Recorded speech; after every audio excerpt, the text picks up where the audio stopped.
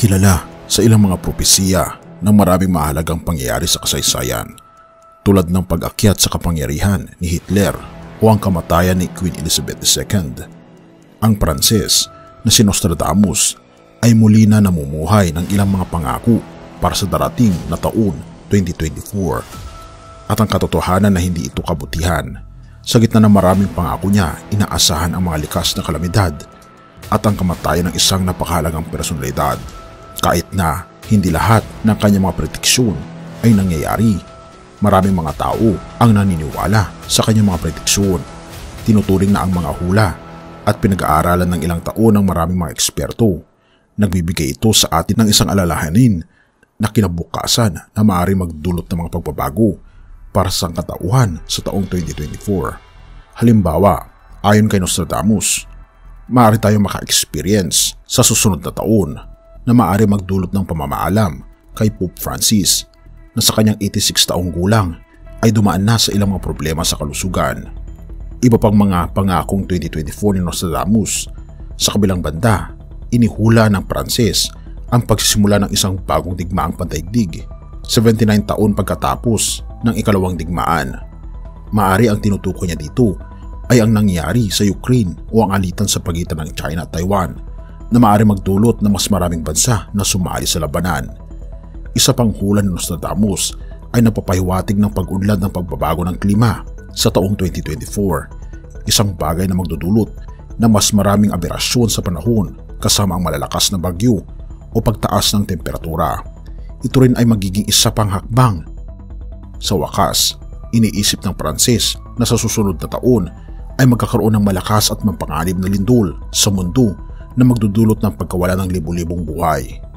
Bagamat hindi itinukoy ang lugar, nagpapahiwatig ito na nangyari kamakailan lamang kung saan libu-libong tao ang nawalan ng buhay dahil sa malupit na lindol. Oo mga kaibigan, ito ang binabanggit ni Nostradamus.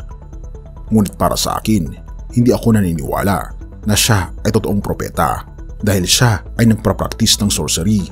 Ibig sabihin, hindi mula sa ating Panginoong Diyos ang kanyang mga prediksyon kundi sa kasamaan.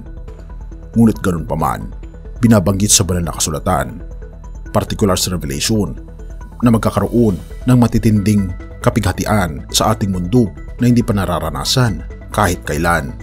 Katulad na lamang ng mga earthquakes na talagang mahati sa tatlo ang lahat ng lungsod na binabanggit sa Revelation chapter 16. At ganoon din magkakaroon ng hindi inaasahan na mga pangyayari bago darating ang ating Panginoong Diyos.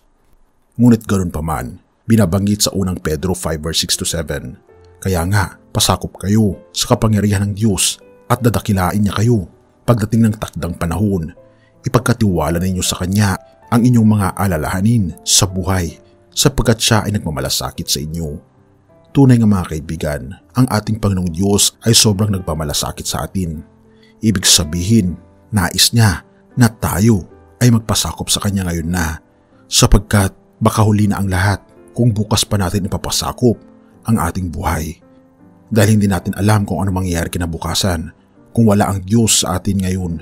Nawa, isipin mo kaibigan at huwag nang mag-alinlangan pa na ipasakop mo ngayon ang iyong buhay sa ating Panginoong Diyos.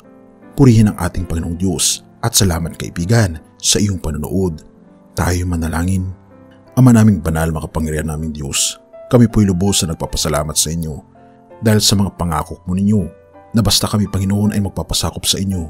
Ano man ang mangyari sa amin sa inaharap, ay pagkakatiwala po namin ang aming buhay sa inyo at magiging panatag po ang aming loob sapagkat kayo Panginoon ang siyang mag-aalaga sa amin.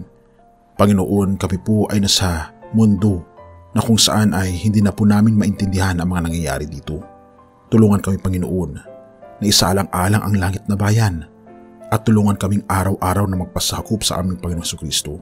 Purihin ka o aming Panginoong Diyos at patawarin po kami sa lahat ng aming pagkukulang at pagkakasala pagkat ito aming samutiling sa matamis na pangalan ng aming Panginoong Jesus.